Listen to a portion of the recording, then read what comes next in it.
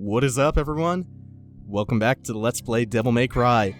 Last time we encountered Griffin again, and then I met the President again, and not too much else really happened aside from boarding that sick pirate ship. So we got a nice change of scenery, but we're already gonna leave that one behind us as we start off Mission 15, The Wheel of Destiny. What the next 3 chapters do have going for them, though, is they're generally pretty eventful. They have 3 different boss fights, and there's going to be a lot going on. We start the chapter off against 3 different blades, including a giant one, which I'm not sure if we've seen before.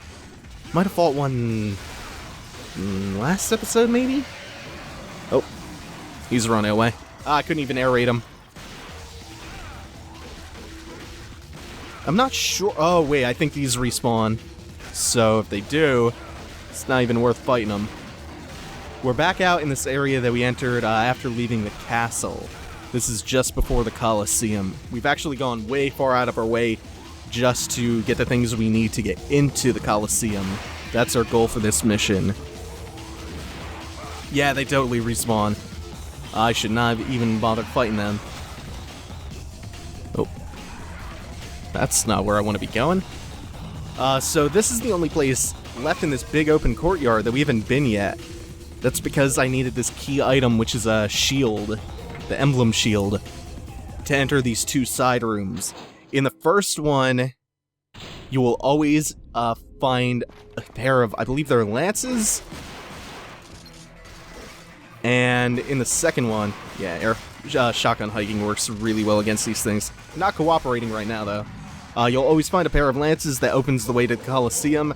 The second doorway that's opened up by the emblem shield is always optional, and you find a cool weapon there, which we'll be doing.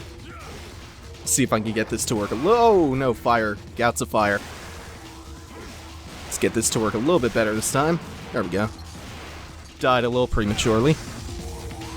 Stinger him up the steps. Ah, no. The auto-targeting. Yeah, I have to finish him off. He was out of my hair, but I kept swinging towards him even when I didn't want to. That, by the way, is Round Trip, which we picked up not too long ago, where you hold the attack button down, and Dante winds up and throws the sword. While the sword is spinning around like a boomerang, you can actually attack with your hands and your fists, or you can switch over to Ifrit while the sword is still swinging away. Try to show that off later on, swinging away like a buzzsaw. Which room is this? Oh! Wow, I almost stung right into that. I'm gonna switch over to Ifrit because Ifrit lights these dials up in one 4-hit combo. Try not to get impaled. Over here, there's a little side room with a couple red orbs, and a message inscribed here. Sacrifices become magical powers. Open the way to the Skywalk. Another dial. And those 2 dials move the gates down and create kind of a bridge of platforms. And there's one more. But I managed to avoid it, I think. Unless I'm thinking of the other room. And also, I'm pretty sure I just caught a typo. I don't think that's the way you spell Colosseum. Went through it a little bit too quick. Maybe I can't spell, who knows. Yeah, we're gonna ignore the 2 blades down in this pit because there's no reason to fight them. Absolutely none. Unless you want red orbs. Yeah, I guess they're just for the ranking bonus. Because the end of mission ranking bonus is based just off of time and how many red orbs you collect. Alright, so that's 1 room down. And then we can use the emblem shield on the opposite side. Oh! I was kind of getting weirded out because I had no idea what the point of that cutscene is, because we've already seen these enemies. The cutscene's introducing you to the fact that it's now night out. So if you want to go back for that secret mission from last time, you can go back for it now that it's dusk. Alright, so we use the emblem shield again. We don't have to go across the walkway upstairs because we already got our light source. And you don't even have to wake the fetishes up. once you destroy this collapsible wall. Probably gonna fight him anyway, just so I could show the couple little round trip tricks off. You can also buffer other attacks into the round trip, which makes it kind of cool. Nice little stylish thing you can do. And there's some holy water in there in addition to the blue orb. Yeah, let's mess around with some more shotgun hiking and round trip. Oh! Oh, that's something else I haven't shown. I still got caught by the Gout Flame. That's something I didn't get a chance to show off before. You can pop Devil Trigger to escape from grabs, including the fetishes and the marionettes grabs. Finish you off. Damn, shotgun hiking's fun. It's really useful too. Another thing you can do, you can taunt dead enemies as long as their model is still on the screen to refill your Devil Trigger. So enemies with long death animations work really well to refill Devil Trigger, because you can just taunt them once they're dead. This room on Dante Must Die might be my least favorite room in the whole fucking game. There's a death scythe. Oh, no, no! Bounce from one end to the other. There's a death scythe in this room on Dante Must Die, which is not only normally hard and annoying to fight, but they're especially dangerous because they about 3 or 4 shot you on DMD. And that inscription's the same thing, not gonna bother reading it. That's the one I was thinking of, right before the walkway to the end. Let's see if I can make this the first time. Ah! I recovered it. Good. That's a pain to jump to. There's not much tracking to it. Nightmare Beta. That's what we came in here for. That is our final firearm of the game, and it's quite an interesting little weapon. Oh, come on. So yeah, this area is entirely optional. You don't actually have to come here even to pick Nightmare Beta up. You can get it in a couple missions from now, actually. You can just get it early if you come down here. Kind of a nice optional reward. The weapon is interesting because it charges and it drains based on your Devil Trigger meter. And when you're DT'd, it doesn't drain your runes like it normally would either. It's got a lot of cool little nuances. And its fully charged shot sends these really powerful ricocheting lasers all around. It's a very situational firearm, but it's a lot of fun to use. Before we head to the center of this big obvious boss arena, teleport up here to the upper level. Yeah, I'll take the green orb. I was actually a lot lower on health than I thought I was. No, what I came up here for was a blue orb that I don't know if I can get later. Hiding a blue orb in a boss arena. Oh, I can barely read that. Speaking to me inside my mind. Offer a sacrifice for the Wheel of Destiny.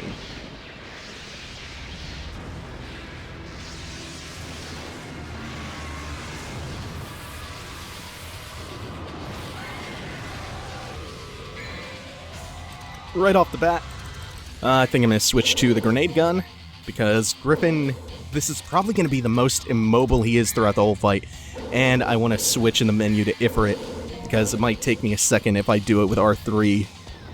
And right away, trigger, fire up level 2 meteor, hope for a no double hit. Ooh. Just trying to get him to land as quickly as possible. This is our final encounter with Griffin, and it's a 2-phase fight. Ooh! Oh, I just barely avoided that. Okay, well, we'll do this the old-fashioned way with grenade rolls. Oh, I might actually have to go up top because I can't see him. Oop. And if I can just land like 1 or 2 more hits. Got a little bit unlucky with those level 2 meteors. Usually I get them out of this flight phase really, really quick. Yeah, I think I'm gonna go up top. Oh no, that's not what I wanted to do. This is going poorly. Even though I'm not taking really much damage. Eesh. Now I am. Now I'm taking a few hits. This is what makes this phase kind of annoying. They really try to get you to go up top.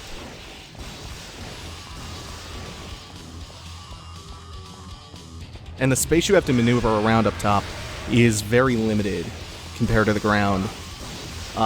So once he reaches about 75% of his health, he will be grounded for the rest of the fight, and you have the whole arena below you. There we go.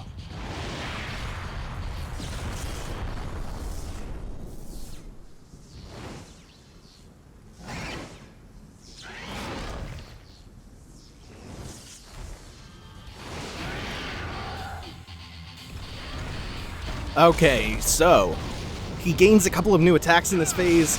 There's my double hit. Okay, yeah, I'm gonna try not to finish this off too quick. That attack's tricky to avoid. Last second. You get a lot of invincibility on your roll. On the early part of it, the startup. By the way, does this look familiar?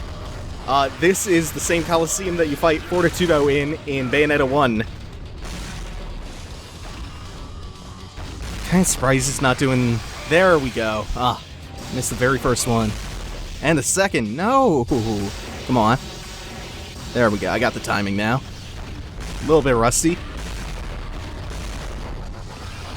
Should have a couple hits left on him. Ooh. I didn't see that first part coming. Your jump, I believe, also has some invincibility frames on startup.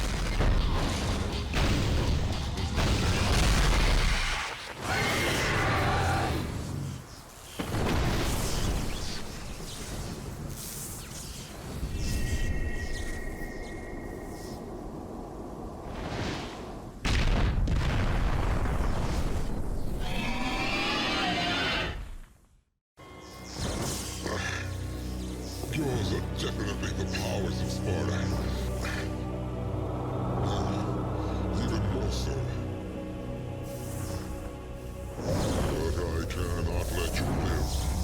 I serve my master Mundus. You can't fight with that wound. Mighty is the power of Mundus. Master, grant me one last surge of power. The power to finish him.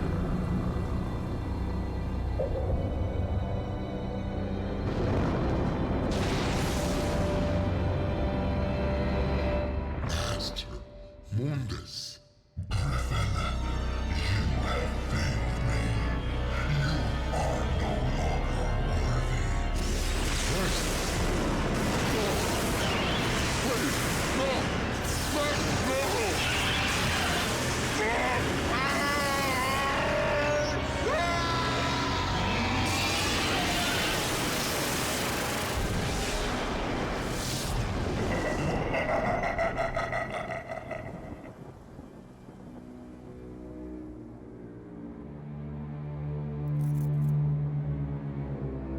Three-eyed.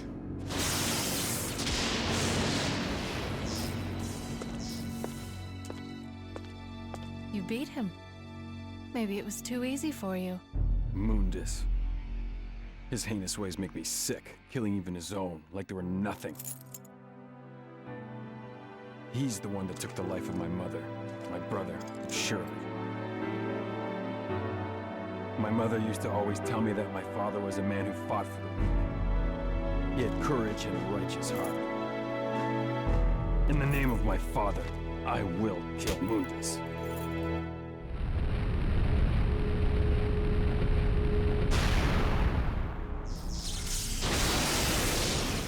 I'm a real big fan of the way Griffin goes out. Respect to Griffin. And we get red-eyed Sam Fisher appearing in the sky. Our antagonist of the game, Mundus. So we get to establish that Mundus is indeed a real bad guy, and we get some cheesy, campy, funny dialogue to boot. Couldn't get up on that thing that impaled Griffin for a second.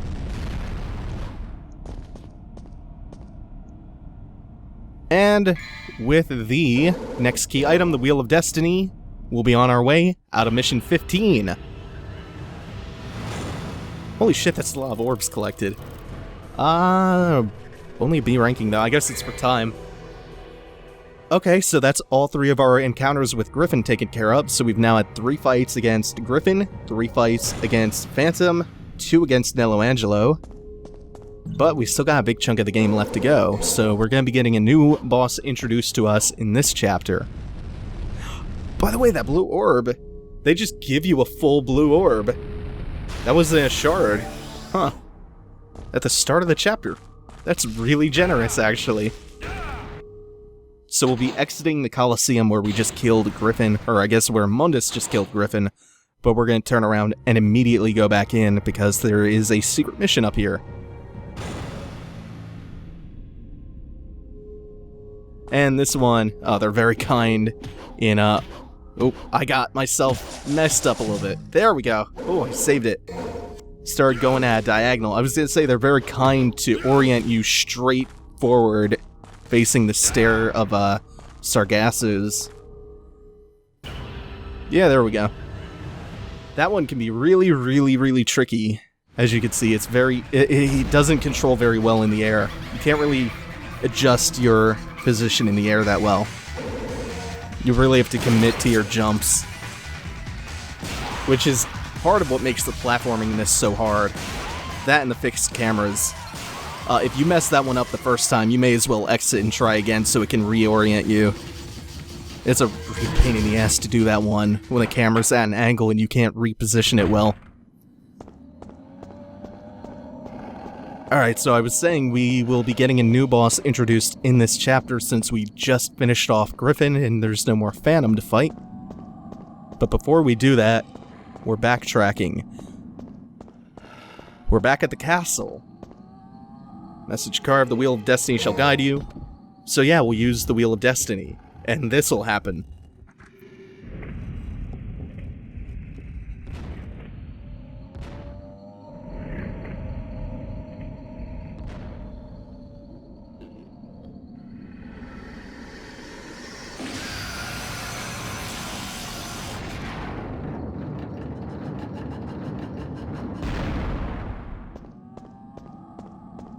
And it just fires a laser at the drawbridge that lets us back into the castle.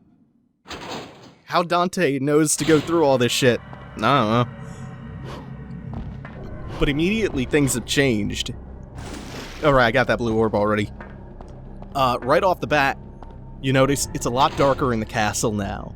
And gloomier. It wasn't exactly like this lively place before, but somehow gotten a little bit gloomier than before. So first things first, we'll get up here, above the upgrade statue, stinger jump, and receive a blue orb for your troubles. Oh, and that's another completed one. Good, good, good. And then, whoops. Notice that one out of the corner of my eye.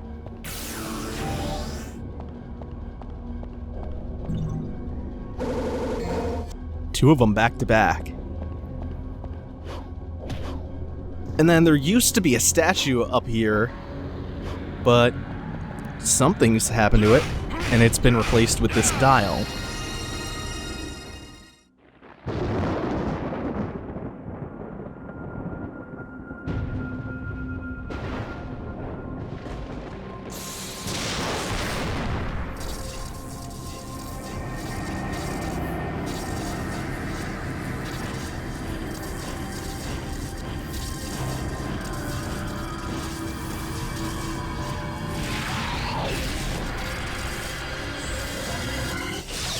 That was the introduction. Oh, that's cool. Wall jump to avoid it, and then Killer Bee on the way down, dive kick. Oh, and that didn't last very long either. That's a shame. That's the introduction to one of my favorite enemies in the game, the Plasma. The Plasma actually has a bunch of abilities that, well, for the most part, he didn't get to show off. For starters, he is immune to Alistair and Nightmare Beta, because he's comprised of electricity. Oh, go back to Everett. Forgot there was another plasma in this room. There we go. We're gonna see a couple more abilities now. So in their human form, they just kind of mimic you. They have Alistair sword combos. They can fire lasers out of their really cool red eyes. And they can also turn into bats and fire projectiles at you. Their bat form is really, really cool looking.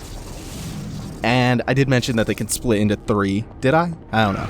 In case you didn't actually see it.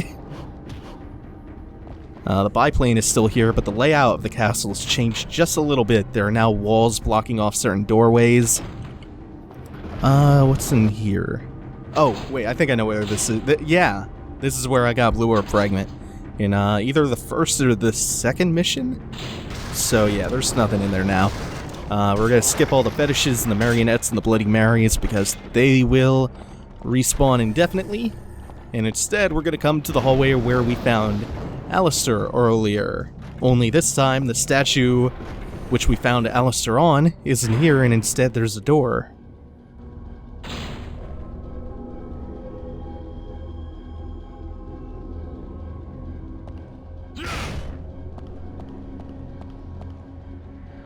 Strong surge of evil coming from the puddle.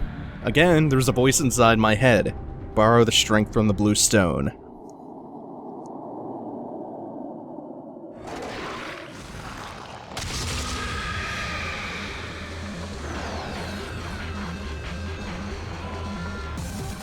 Okay, and we've had... Whoa, he tried to grab me right off the bat.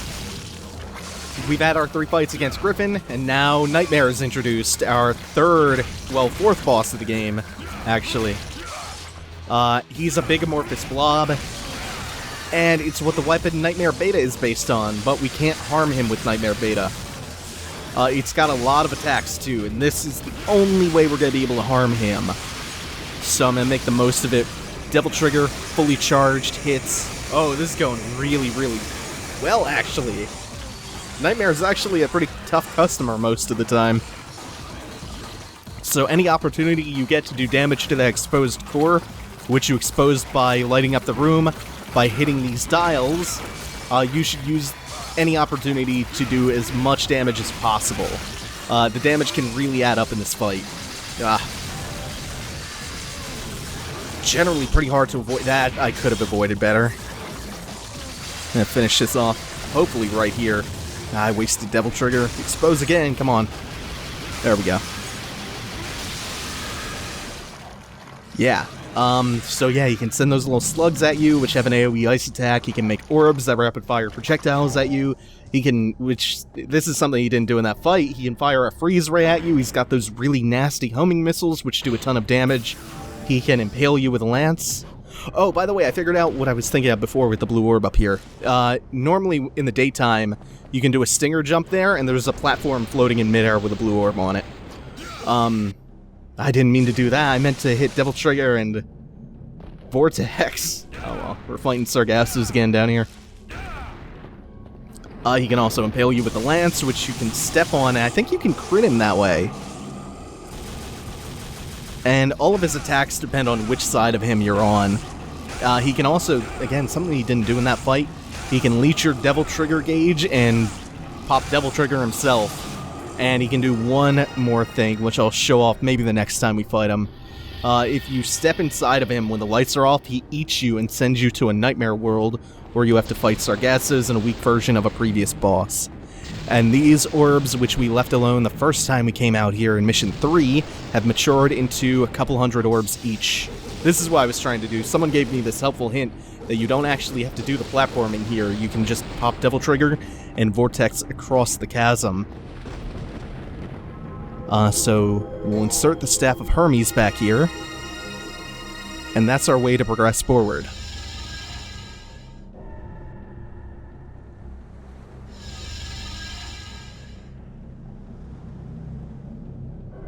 Once you step through the left mirror, that'll be, I believe, the end of the mission. But before we do that, so I don't forget, we're back in the bedroom. This is our only way back here now. And there's a blue orb waiting by the bed this time. Alright, that's enough for now. I'm actually kind of surprised Nightmare was over so fast. Pretty sure normal mode boss health got nerfed in this HD version of the game. Kind of like what happened with Devil May Cry 3 to DMC 3 Special Edition, where Special Edition's normal mode became the original version's easy mode, I think? I have that right in my head, right? Yeah. And we're gonna keep things rolling with Mission 17, Pardon Memento, where we will end the chapter with another boss fight. Again, that hasn't happened yet. 3 different chapters with 3 entirely different boss fights from each other.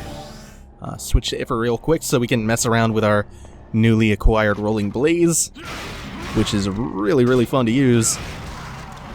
There we go. It turns your jump into kind of a flaming cartwheel. And that flaming cartwheel does damage on every active frame, which also means that you can use it to parry things or to deflect, which turns your jump into actually a really, really overpowered tool. Rolling Blaze is kind of amazing. Air Hike is great for mobility. There's a lot of utility to be found in Rolling Blaze, though, which is Ifrit's variation on Air Hike. You don't get a double jump with Ifrit, but you do get a crazy useful tool.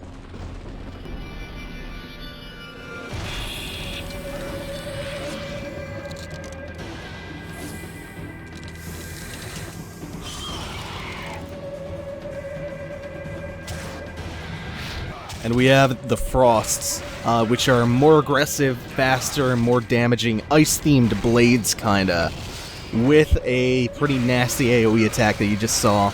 Barely avoided that.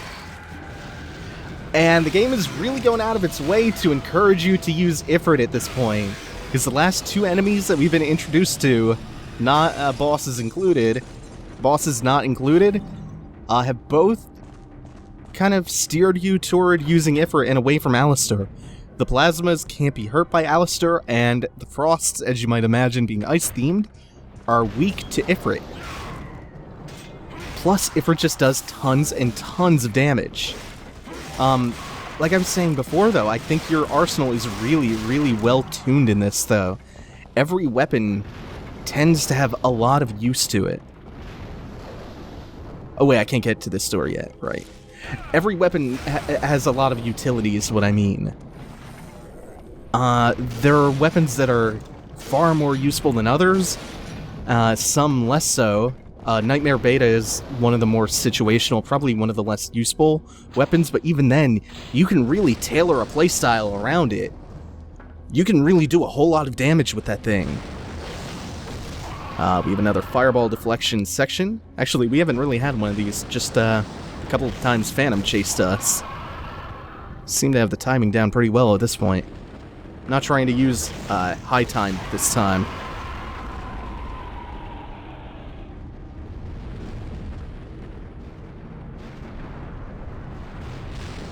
And it might seem like we have a light reflection puzzle, but it's not much of one. Just gonna rotate this thing 180 degrees, and that's all you really have to do with this puzzle. Puzzle in air quotes.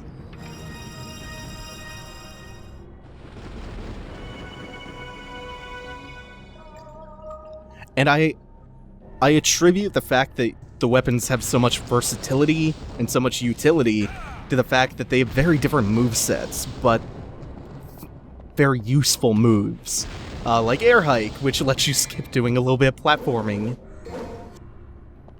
And we get the Quicksilver. This is the platforming that we just skipped. It's actually pretty painless. Oh, I didn't realize that's where it actually was. Oh well. You can see the lightning strikes reveal where the platforms are. They aren't quite Mega Man disappearing blocks. Anyway, the Quicksilver is what we needed to get into the room just off to the right.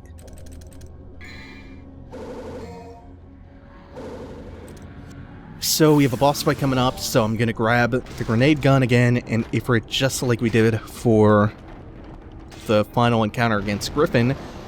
We also have another final encounter coming up. It's against Nelo Angelo this time.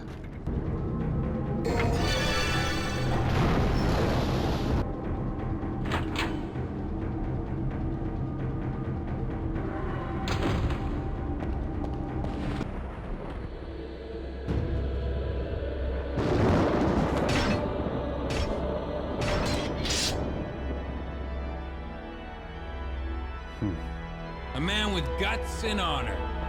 I like that. But it's a shame you serve Mundus.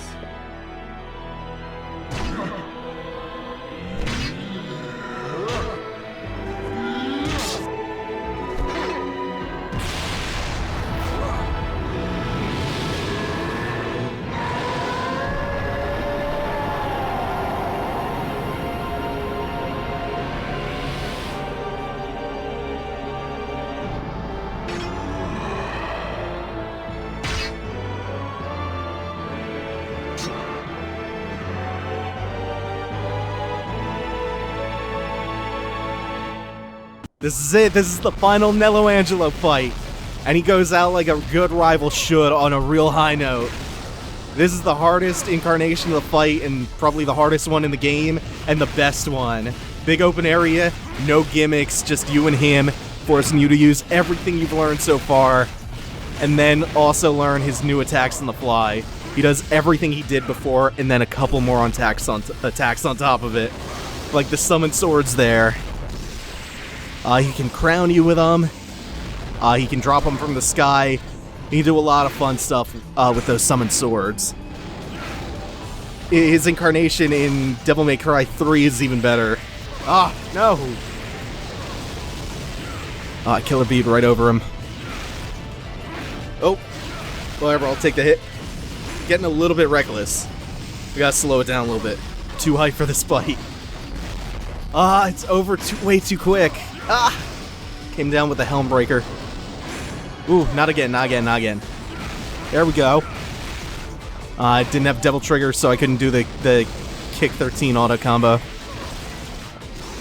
We'll avoid him a little bit. Fire grenades. I don't want to end this with a range fight, though. Good. Sometimes he sits up on the stairs and just spams at you. Oh, we get another summon sword to end this off.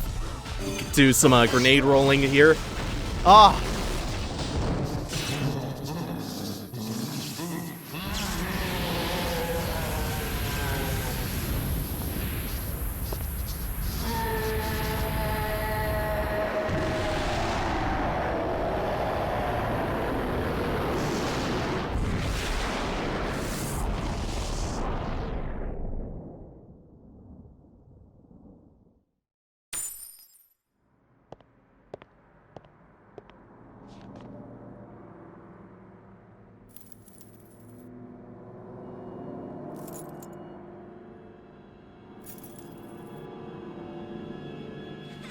Virgil, Dante, happy birthday. Wow! I want chocolate! No, I want chocolate!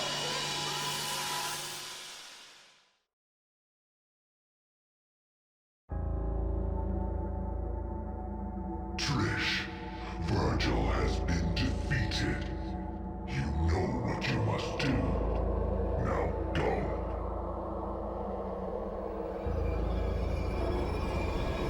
Yes, Master.